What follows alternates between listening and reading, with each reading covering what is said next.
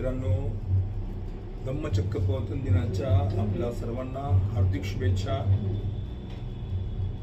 पाली भाषेमध्ये म्हणजे पाली वाङ्मयामध्ये धम्मचक्र प्रवर्तन, धर्मचक्र प्रवर्तन याचा अर्थ काय आहे आपण जरा जाणून घेऊ थोडक्यामध्ये।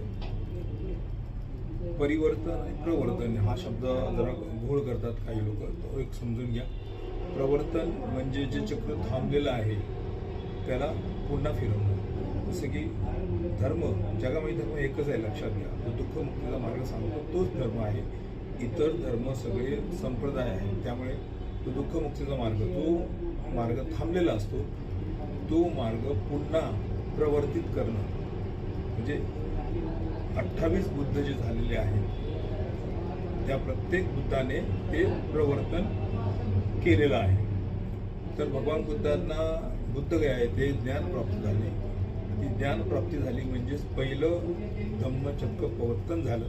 त्याच्यानंतर जवळजवळ 250-300 किलोमीटर चालत बुद्धगया ते सारनाथ भगवान बुद्ध प्रवास करत आले आणि त्या ठिकाणी जे 5 ब्राह्मण होते ते बप्प, बद्दीय, कौंडन्य, असज्जित आणि महानामा असे 5 जे ब्राह्मण होते त्यांना भगवान बुद्धांनी प्रवचन दिलं।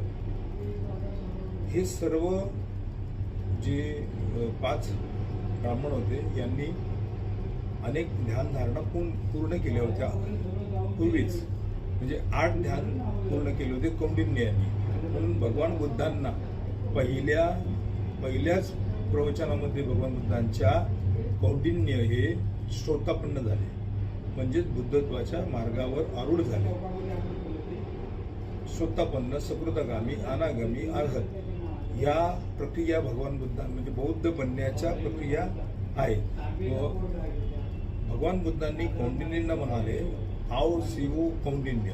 आओ शिवो कौंडिन्य म्हणजे काय, तर हे कौंडिन्य या बुद्धत्वाच्या प्रक्रियेमध्ये स्वागत आहे।